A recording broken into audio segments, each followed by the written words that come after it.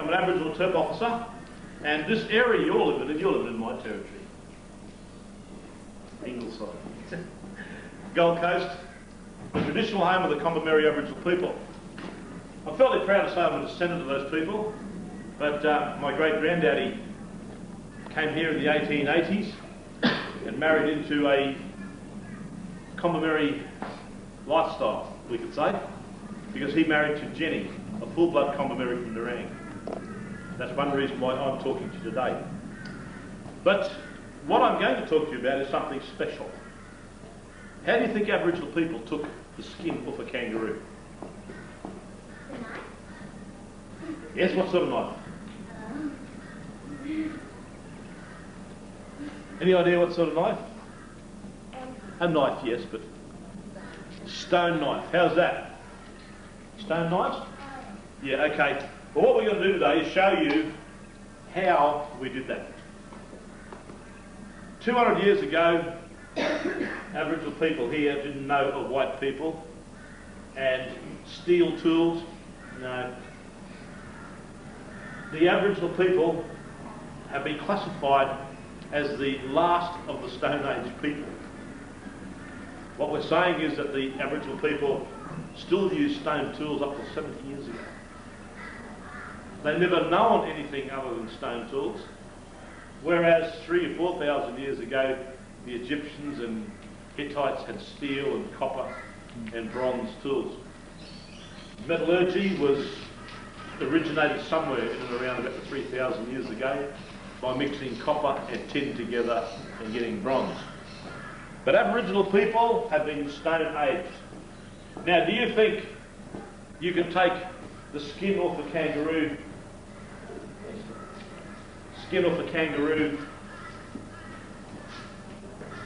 with a stone tool? Do you think we get it sharp enough? Yeah, some people say no. Oh no. And the comment I got a couple of days ago was, I said, how do you take the skin off a kangaroo? How did Aboriginal people do it? Well, they tore it off with their teeth. Yeah. You know, all these sorts of things which we understand. However, we'll explain to you the principle. If you walk down the beach, you stomp on the beach, you normally send a nice shock wave down the beach. The shock wave is like a cone. Now, if you apply that principle to a stone, it should look like this. But that won't occur either, because the stone has fault lines and resistance. What will happen is that it will turn up like that. And that's where you see the chip on the top of round stones. But what you need is what we call a platform. Now, archaeologically speaking, a platform is half of a stone. Somewhere along the line, Aboriginal people have learnt, and other Stone Age people, to break a stone in half, which gives them roughly about a 45-degree angle.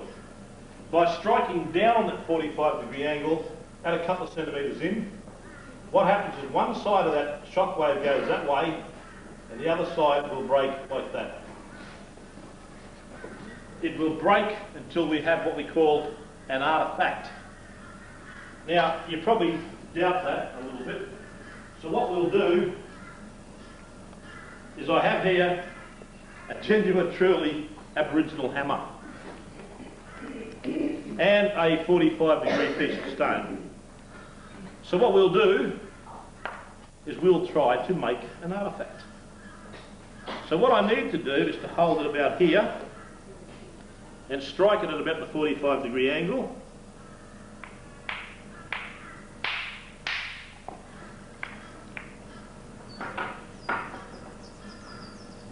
And I've produced the sharp edges.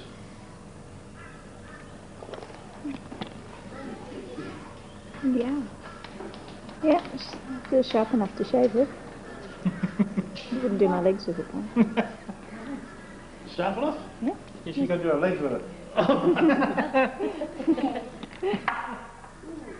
Okay, let's try another piece.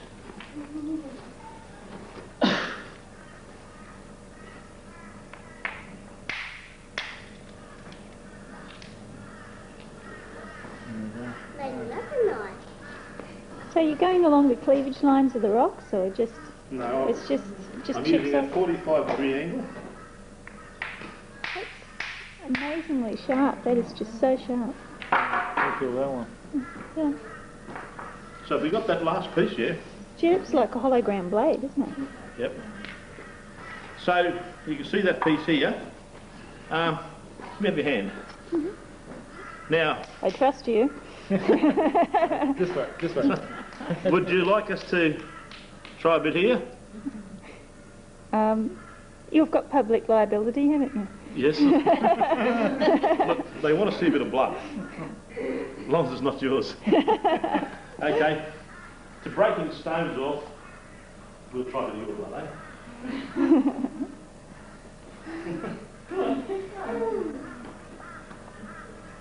Your name is? Sorry.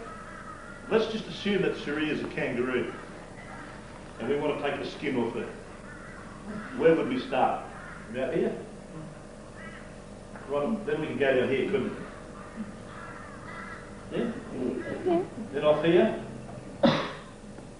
Cherie, we're not going to frighten anyone. Would you like to hold that? Now let's just make out this piece of banana I've got here.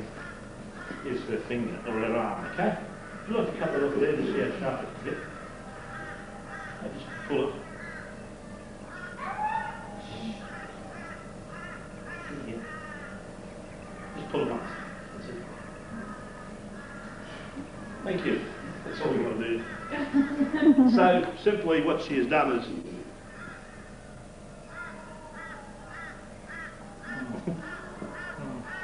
it is very, very sharp indeed. So what did I do? I took a hammer, a 45-degree angle, and I struck it on its 45-degree angle. And so I've made myself an artefact. Do you think that is capable of cutting the skin from a kangaroo? Yep. Was it capable of cutting? Yes. Now, try it again. A bit smaller, but nonetheless.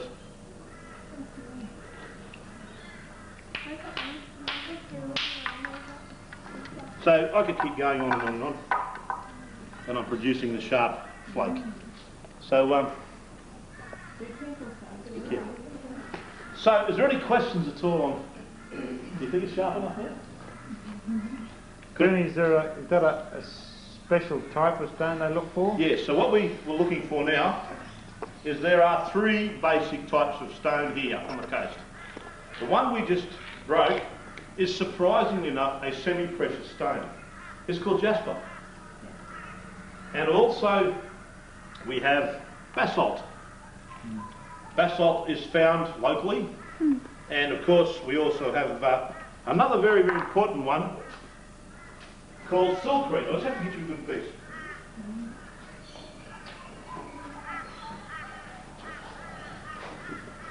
This one is called silkreed.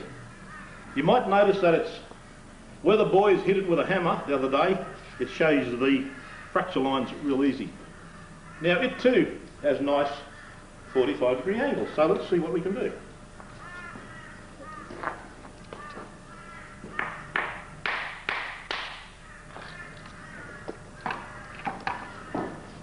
So we've done it again. We have the sharp edges. Now once we have the sharp edges, we can use just about any stone. This also is... That's even finer. This also is jasper. It's what we call green jasper. Now I couldn't get too much of this stuff, it's fairly hard to get, but it should break the same way. Okay, so we haven't got a really top class piece for that, but it still breaks, and it is a part of the stone tools which Aboriginal people use for thousands and thousands of years. Now, what we're going to show you is these. Oh, you're itching to have a look at these, aren't you? This here is a kangaroo hunting spear. The correct way, you can simply fall out. So what happens is we place a barb on the spear. The barb is the spine from a catfish. We use a sinew out of the tail from a kangaroo to tie that on. We cover it over with resin from out of the grass tree, because once that has pierced the body, it simply will fall out, because it will become wet, and once it becomes wet, it will disintegrate. Just be careful of that, eh? This one I have here is a fishing spear, which give me the head of it. You've seen it before. The head of it is made from the quills from the kidna. Now, Glenn, this one lies the spear. This spear has the spines from a stingray. Right? And there's a little place up in Cape York called Arakoon, where we went and we studied Aboriginal culture. This is a very favourite spear. It is used to catch crustaceans normally, shrimp. But it also has one more use. Now we have 1, 2, 3, 4, 5, 6, 7 mature ladies here, or mature ladies. I want you to put your hand up and answer me one question, real honestly, ladies. Do you nag?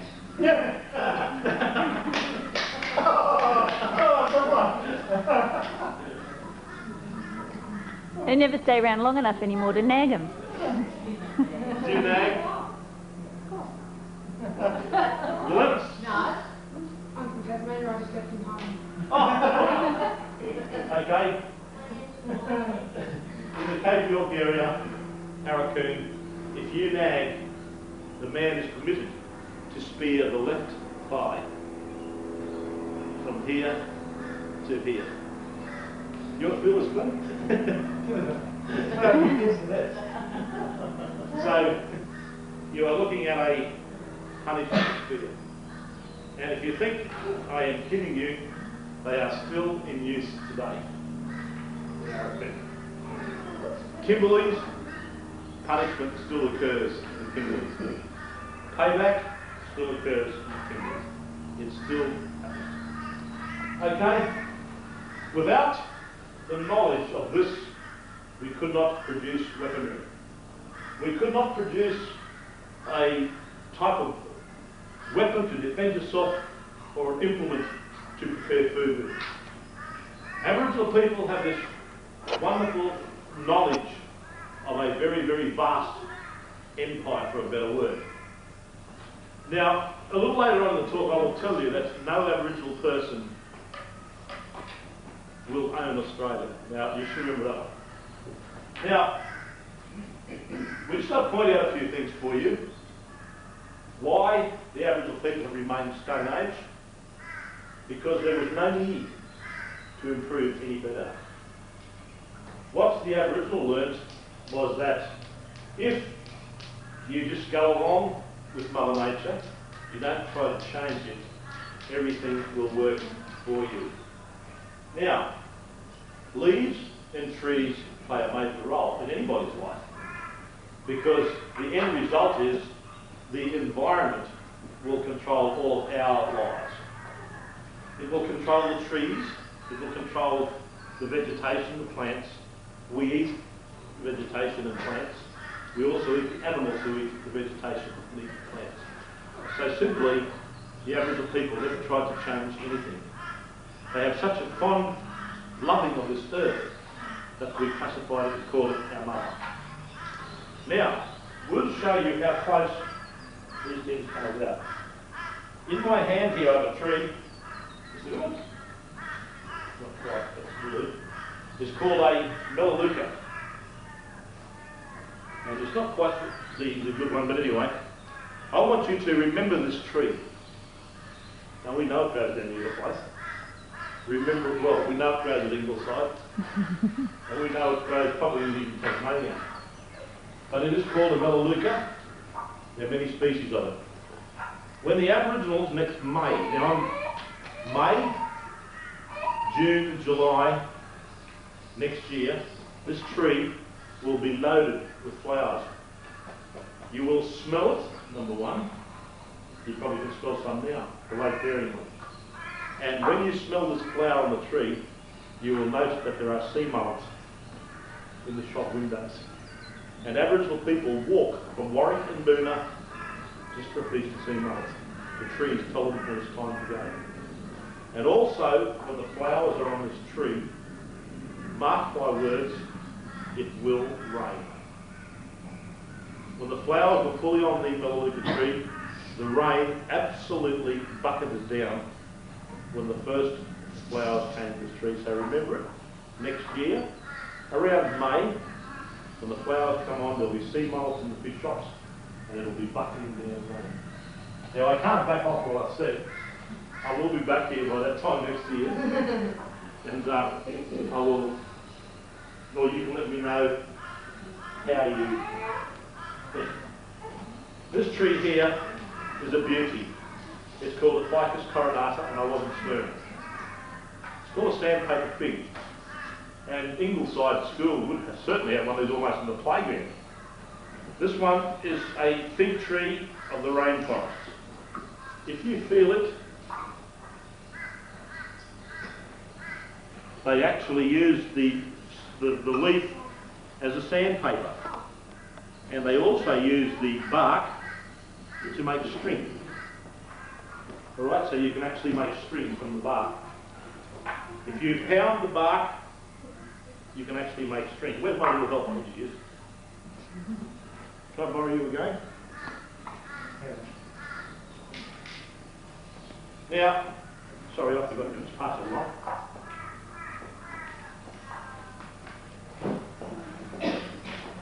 When we were in the Herbert River area, you're getting embarrassed, aren't you? When we were in the Herbert River area, we noticed that young ladies like this, and older ladies, in the top end of Australia, they seem to have this fashion. Singlets, mauve singlets, as you go. They must have bought them in the thousands. Everywhere you go, the average woman has mauve singlets. And their arms are exposed from the top here down to the bottom. And I was absolutely horrified when I saw Aboriginal women sanding off sores on their arms, which I thought were skin cancers.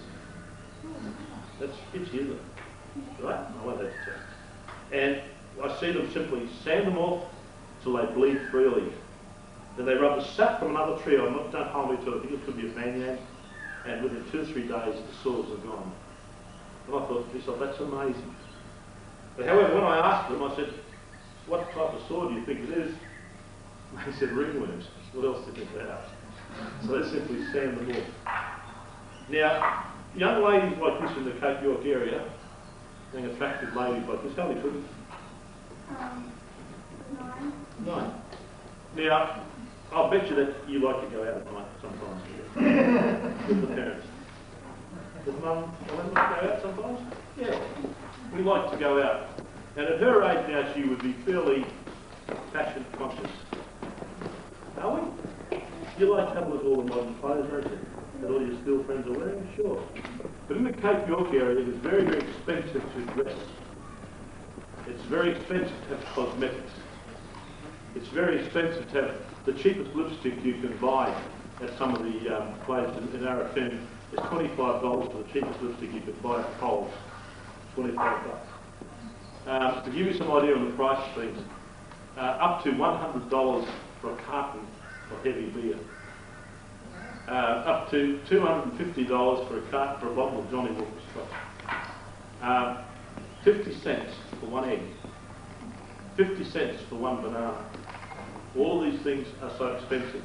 So the young ladies up there, I was absolutely stunned in watching them use these leaves to do this. Does it work? Yep. Thank you. So they use the leaf to do the fingernails. So it's amazing that you can see the lifestyle of an Aboriginal.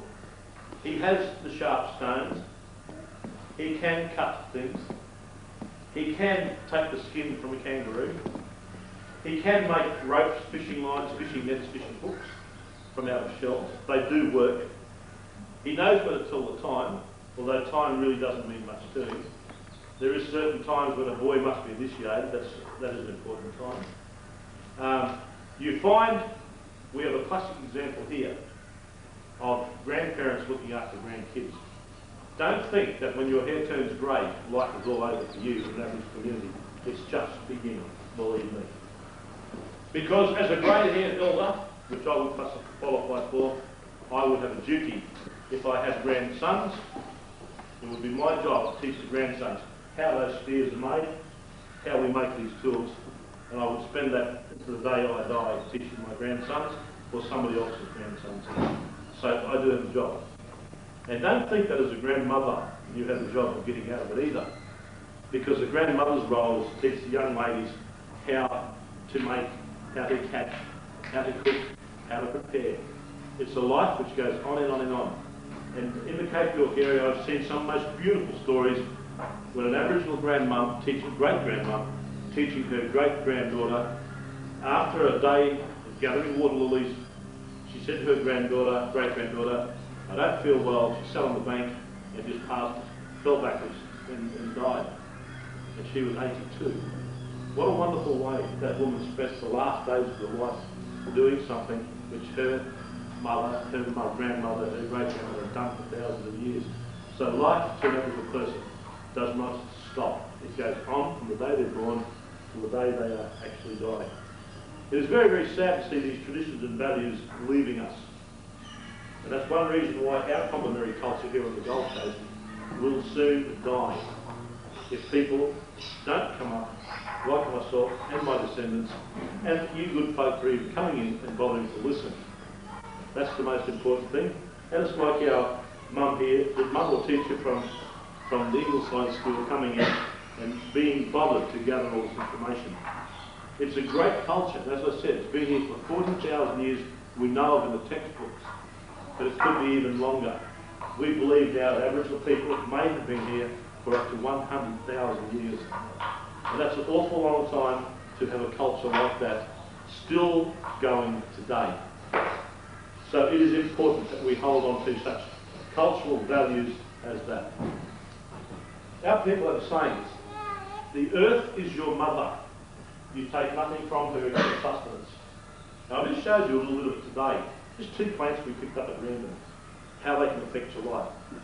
There's about 11 uses out of the melaleuca trees. There's about 4 major uses out of the other plant, the sandpaper fig. That's only 2. Think of the rest that grow out there. There is a use for all of it. The earth's your mother, you take nothing from her except sustenance. Now, when we are born, in Aboriginal legends, we are born as animals. That's our mother. The rainbow serpent, she gives us birth, technically, but she also was given birth by the Earth Mother herself, and she is the giver of life. Now, it might be pretty hard to understand this, but firstly, she gave birth to animal tribes, who humans evolved later from. So that's why today we've got human mums. Now, it's the human mums are the ones we look after, isn't it? Yeah, yeah. We wouldn't swap our human mums? No? Yes. No. We wouldn't swap our human mums, would we? And when mum says to you, clean your room up and make your bed, you say, I've already done that, mum. Yeah? Right. Right. Now when mum says, do your homework, guys, you say, already done it? Yeah, no. Just do my homework and... Okay. So we understand we obey our parents. And when mums cook that lovely dinner, and we all sit down and enjoy the dinner, and when mum gets to go up and wash up, you say, sit down, mum, I'll wash up and I'll make you a cup of tea. What are we all laughing at? But we wouldn't swap our mums, would we? No, we wouldn't.